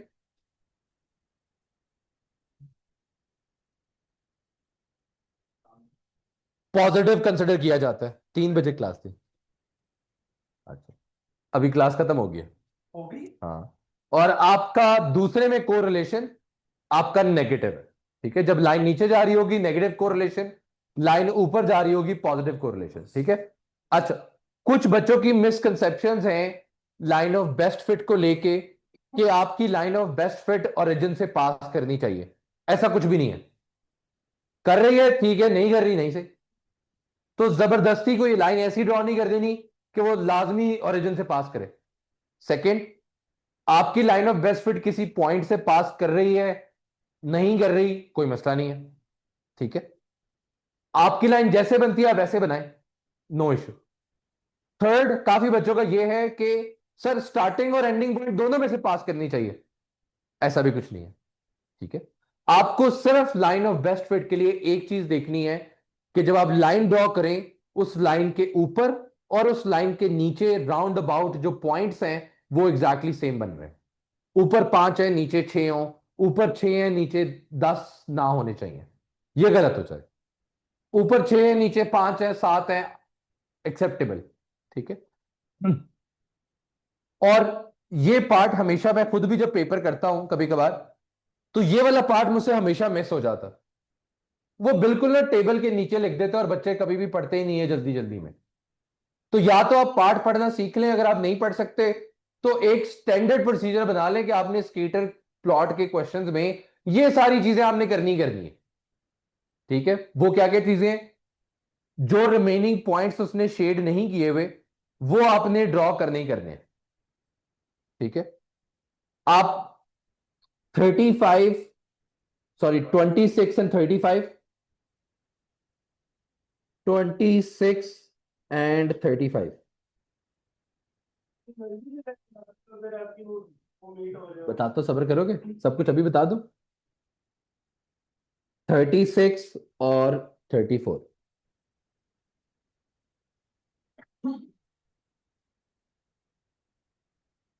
उसके बाद 32 सॉरी 29 एंड 32। मेरी नजर वीक हो जाएगी।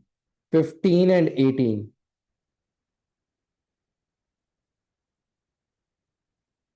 अच्छा, फिर 20 एंड 32, 42 एंड 50। ये हो गए। ठीक है, आपने पॉइंट्स मार्क कर दिए, इसके आपको 2 नंबर मिल जाएंगे। सेकेंड पार्ट में वो आपसे पूछ रहे हैं कि आप कोरिलेशन बता दें। इसका क्या कोरिलेशन है? पॉजिटिव, क्योंकि लाइन ऊपर की तरफ जाएगी। अगर आप पॉइंट्स को देखें तो पॉइंट्स भी सारे ऊपर की तरफ ही जा रहे हैं। अभी बना रहा हूं उसने। अच्छा, थर्ड पार्ट तो प्रॉबिलिटी है। अब हमने लाइन ऑफ बेस्ट फिट बनानी है। ठीक है, मैं रैंडम लाइन पहले बना रहा हूं ताकि मैं उसको बाद में एडजस्ट कर सकूं। तो अगर आपने ये लाइन बनाई है ये गलत हो जाएगी, क्योंकि देखिए ऊपर बहुत सारे पॉइंट्स हैं नीचे बिल्कुल कम पॉइंट्स हैं, ये गलत हो जाएगी। अगर आप इस तरह की कोई घटिया हरकत करते हैं वो भी गलत है। ठीक है, प्लीज आपने जो भी लाइन बनानी है आपने कोशिश करना है कि वो आपके पॉइंट्स के ट्रेंड को फॉलो कर रही हो। काफी बच्चे मैंने देखे हैं माशाल्लाह माशाल्लाह, क्या स्केटर डायग्राम पे लाइन ऑफ बेस्ट फिट बनाते हैं, वो तो छाई जाते हैं। और ये एक्चुअल में मैंने पेपर में देखे हैं। ठीक है, तो मैं भी से यही पूछ रहा था कि इसकी बननी कैसे है ये दूसरा इसमें ही है तो आपने कुछ ऐसे लाइन ऑफ बेस्ट फिट बनानी है कि आपके नंबर ऑफ पॉइंट्स ऊपर और नीचे ऑलमोस्ट सेम हो। इसमें देखें 1 2 3 4, 1 2 3 4 में से पास कर रहा है, फिफ्थ या 5 भी कर लें अगर उसको भी, तो तब भी मोस्टली पॉइंट्स में से पास ना करे, बस ऊपर नीचे पॉइंट्स जो है वो ऑलमोस्ट पॉइंट से पास करके प्रॉब्लम नहीं होगी कुछ भी नहीं है। ये लो पास कर देता हूं। अब बताओ, अब कोई और मसला? और करीब करीब बनानी, और आपकी मार्किंग स्कीम में ये कहीं नहीं लिखा हुआ, मार्किंग स्कीम में लाइन ऑफ बेस्ट फिट नहीं बनी होती, मार्किंग स्कीम में लाइन ऑफ बेस्ट फिट नहीं बनी होती। एग्जामिनर के पास कोई तरीका नहीं है चेक करने का, सारों वो खुद देखेगा, वो उसका डिसीजन है इन टाइम। अगर उसको लगेगा कि तुमने ठीक बनाई हुई है तो नंबर देगा, नहीं लगेगा तो नहीं देगा। ठीक है, पहली चीज ये। दूसरी चीज ये कि इस पूरे क्वेश्चन के जो आंसर्स होते हैं फॉलोइंग पार्ट्स के, वो भी मार्किंग स्कीम में नहीं होते। वो कहता है बच्चे ने जिस तरह की बेस्ट फिट बनाई है आप उसके अकॉर्डिंगली चेक करें। ठीक है, तो वो सारा भी एग्जामिनर के ऊपर डिपेंडेंट है कि वो किस तरह चेक करता है। ठीक है, अच्छा, थर्ड पार्ट कह रहे हैं कि one of these 10 people is selected at random, find the probability that this person drove less than 30 kilometre to work. ठीक है, प्रोबेबिलिटी का क्वेश्चन है, less than 30 kilometre to work. Basically ये सारे लोग हैं जिन्होंने less than 30 kilometre to work किया है। ठीक है, इन सारे लोगों को ऐड कर लें, divided by total number of people. नहीं, नहीं, उसने कहा है कि ये, अच्छा बेसिकली ये हर बंदे की दी हुई है। ठीक है, ये टोटल बॉक्सेस 10 लोगों के हैं, तो आप देखें कि किस किस बंदे ने 10, 30 कितने, 30 से लेस चलाए हैं।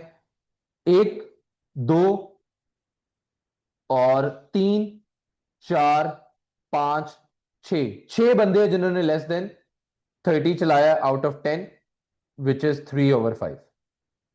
ठीक है, फोर्थ पार्ट कह रहे हैं कि अतीक जो है वो ड्राइव करता है 48 किलोमीटर टू वर्क।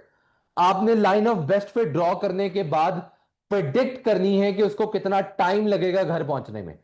तो ये प्योरली क्वेश्चन आपने स्केटर प्लॉट से करना है। इसका आंसर मार्किंग स्कीम में अवेलेबल नहीं है। उसने कहा है 48 किलोमीटर्स, तो 48 पर लाइन लगाएं और जाके देख लें कि कितना टाइम उसे लगा है, which is going to be 54 minutes. नहीं, 54 भी नहीं, 56, तो 56 मिनट्स। ठीक है, बस। तो आपका स्टैटिस्टिक्स जो है वो खत्म हो गया।